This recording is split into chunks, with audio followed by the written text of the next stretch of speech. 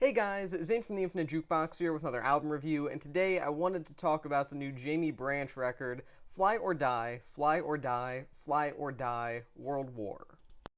When Jaimie Branch passed away in 2021, very suddenly, the world of jazz shockingly and just immediately lost one of its most prominent rising stars. I mean, sure, her work as a trumpeter is vastly under-discussed compared to some of her contemporary jazz peers in the world of experimental, but at the same time, she was a wholly significantly unique figure with her abilities in improvisation and her tone being wildly distinct. I mean, really, she was one of the greats of the modern era. She was a spirited performer and had a knack for avant-garde stylings, and 2022's Pink Dolphins from Anteloper kind of seemed like it was going to be the last thing that came from her. And you know what? It was a great project, a fantastic project even. I personally really enjoyed it quite heavily, actually, and if that was the final artistic stand of Jaimie Branch, it would have been a damn good finale. And it seemed like it was going to be at first. I mean, hey, it was kind of very sudden when she passed. It just sort of happened out of the blue. But not so, because she was actually finishing an album in the final months of her life. And that's this record, Fly or Die, Fly or Die, Fly or Die, World War. I'm going to try to get through the rest of this review without tearing up or crying.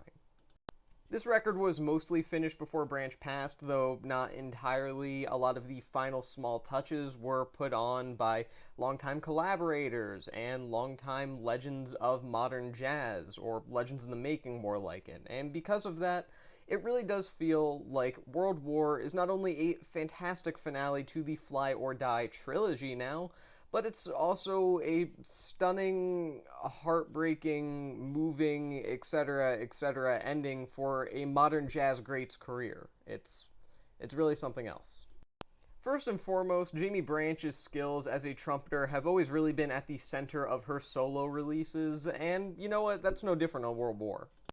Not only does she obtain this tone that is just so beautiful as it walks this elegant line between extremely clean and very rough, almost sort of reminiscent of a lot of classic avant-garde jazz that walk the same line to equally phenomenal results, but she also manages to have improvisational abilities that are obviously on par with some of the best, really. I mean, she is constantly on top of it at all times, whether it's a moment where she's a little more pushed to the back for the sake of allowing another instrument to shine, or when she's right directly in the listener's face, just screaming via trumpet, of course. And you know what? I think it's absolutely phenomenal.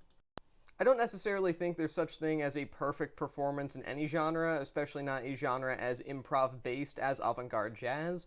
That being said, if you really told me to pick one jazz performance I've heard all year for the best of the best or the closest to perfection that you can possibly get, Branch's work here is probably what I'd pick.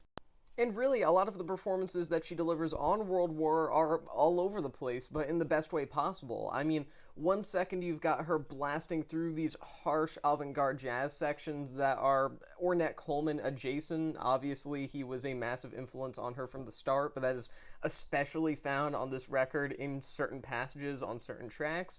And then the next second, she's really more of a background instrument focused on the ambience of the record as a whole, and she plays a beautiful role in that as well, as she almost comes across as this sort of angelic synth-like figure, but it's just her with her trumpet, making some of the most angelic-sounding jazz that you'll hear all year. If you're using the literal term, I don't necessarily know if I could call this record spiritual jazz, just because of the fact that if you compare it to another major name within that subgenre, like, say, Karma by Pharoah Sanders, then they aren't really that comparable. But as far as just sheer emotion goes and sheer dedication to creating this sort of non-human experience, I do think that this album is deeply spiritual in a lot of ways.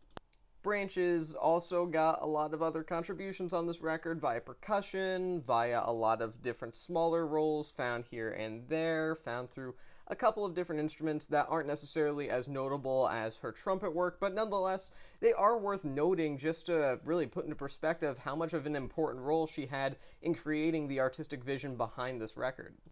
I especially enjoy her keyboard contributions. I really feel like they highlight some of the electronic jazz fusion elements that have been prominent in some of her best works in the past. I digress. A deeper look beyond very typical things like technicality and tone and improbability is something much more important than any sort of technical thing within any genre of music, and that's just pure heart. World War has a lot of it. Even without knowing that this is the final work of art that Branch put together during her lifetime, World War still feels like an intensely moving piece of work. I mean, every single note that pours out of her trumpet just feels absolutely essential. There's not a second wasted by her here, and her vocal appearances on songs like Burning Gray are equally as urgent. In fact, I really like the rambling style of poetry that she delivers on a few of these tracks.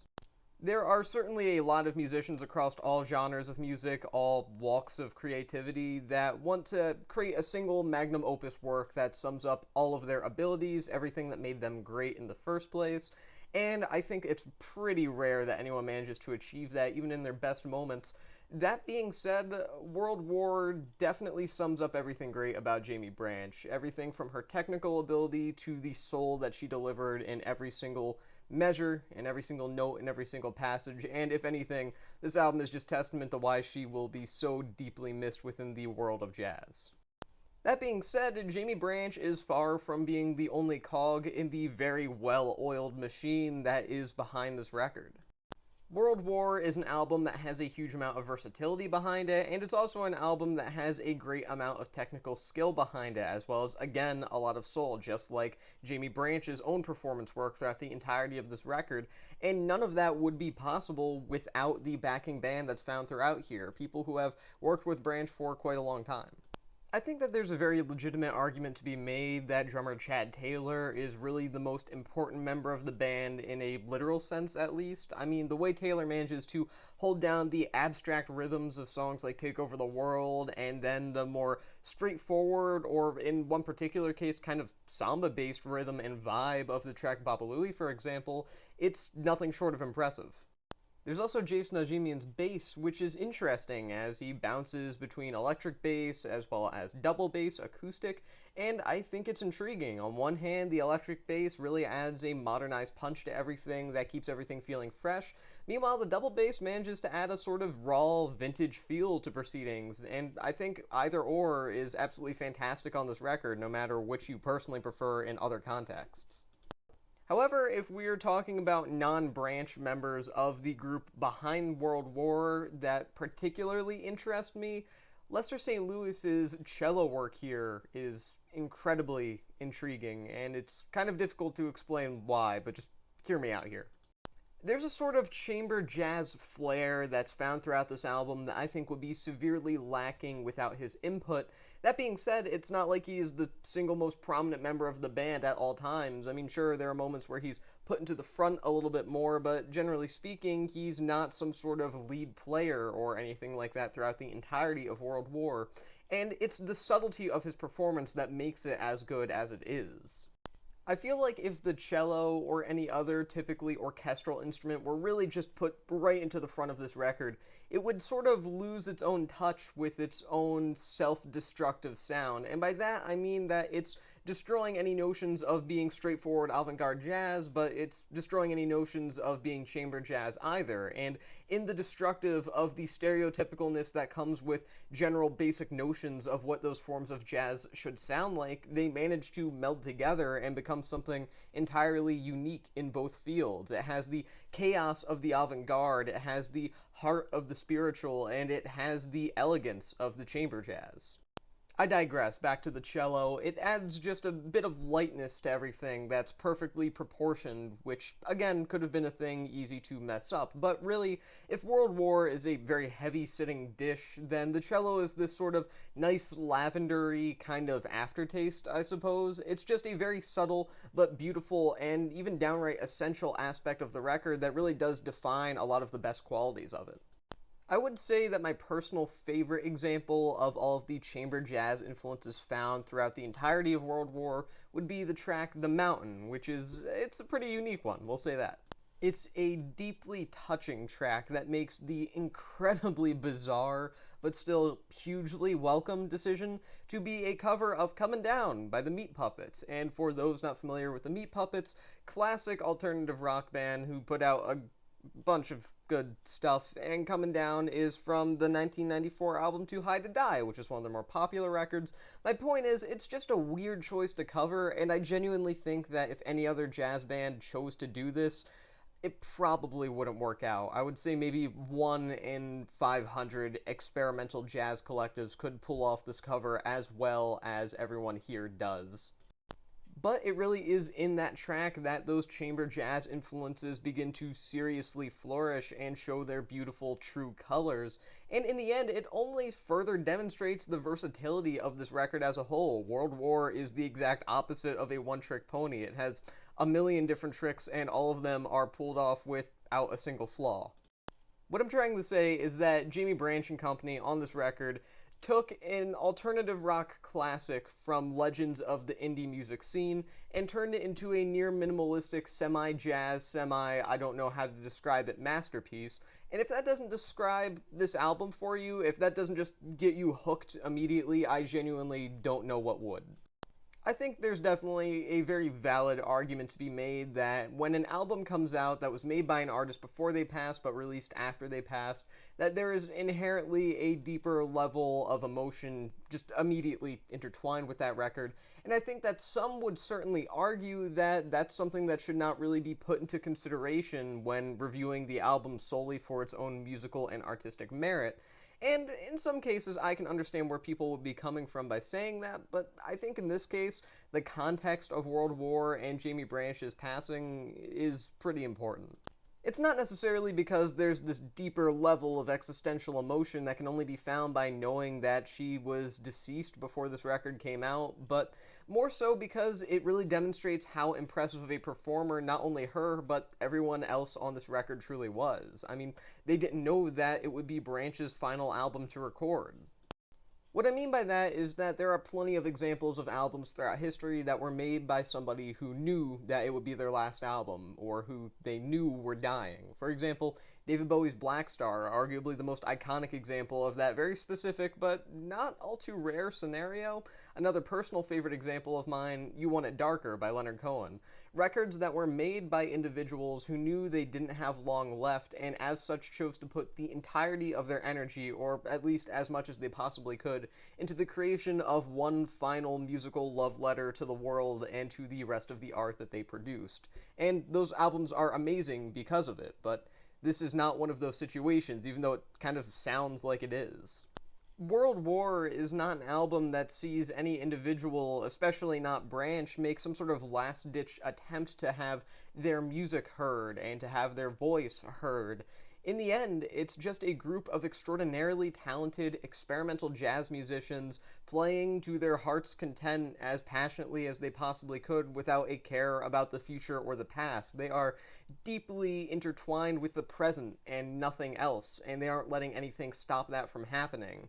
And that adds a sort of sentimental, striking, depressing beauty to this album that I don't necessarily think you could possibly get without knowing that it was Jaimie Branch's final record. What I'm trying to say is this is a damn good final album. This is just so gorgeous, and it has a sense of mortality about it that's just brutal, but at the same time, you won't find anything else like it, at least not in recent memory. The album closes out with the track World War Reprise, and you know what? It doesn't go out with a whimper nor a bang. It goes out with a sort of tearful goodbye, if anything else, and maybe just one final true unintentional love letter to the world, as I previously stated about intentional times where that is being executed by an artist. And, you know, like most of this album, but especially in the case of World War Reprise, it's probably one of the most heartbreakingly stunning songs you will hear all year, and if we're just talking jazz alone, not even any other genre, probably within the last few years. I hate to get kind of personal and pretty off script when I do this, but I do recognize that I have slight personal bias on this record. I mean, obviously, every album I talk about is just me explaining my personal bias towards or against an album, but in the end, I especially have bias towards this album, seeing as Branch was the individual that ultimately helped introduce me to a lot of modern jazz after a very long period of me not knowing about any jazz that came out after, like, 1978. And knowing that this is the final album that she will ever release is just such a brutal, heartbreaking thing. And I think in the end, that's what makes the album so special, because it really is one long, beautiful final goodbye for easily one of the most talented artists of a generation. I would call this album one of a kind because it really is, but in the end, that would also be implying that the rest of Jaimie Branch's entire body of work isn't one of a kind, and it really is. Everything that she has been involved with, and everything else that other individuals on this record have been involved with, I highly recommend listening to. Some of the most noteworthy, impressive performers that you will hear in current jazz are found on this record, including one who, unfortunately, won't be putting out anything else in the future. World War may be the final studio album coming from the late, great Jaimie Branch, but it's also a magnum opus through and through. Most jazz artists throughout history could only wish and hope to have a discography as consistently phenomenal as what hers has looked like over time. I mean, really, this one in particular, this record, World War, is just so mind-blowing at times. I mean, it's not perfect by any means, but at the same time, it's an album that's brutal, it's moving, it's beautiful, it's elegant, it's very light and soft, yet at the same time, there's this certain viciousness about some of the more energetic and avant-garde moments here that I absolutely adore. And, you know what, above all else, probably super inaccessible. If you aren't already someone who's sort of into experimental jazz or someone who has leanings towards experimental music, you probably won't find much to enjoy here unless you somehow manage to like Jaimie Branch and just not the rest of avant-garde jazz, in which case you probably don't exist. But really, I do think that if you are a fan of even slightly experimental music in any way, that you should and even need to hear this. With all of that being said, and all of that in mind, I genuinely don't think that there is possibly a better finale for such a monumentally powerful and unique career, and I really don't have much more else to say about that. I guess all I can really say at this point is just rest in peace, Jaimie, and fly high. I'm going to give this record 4.5 stars out of 5. And with that being said, that is the end of this album review. I've been Zane from the Infinite Jukebox. Thank you for watching, and I'll see you guys in the next one.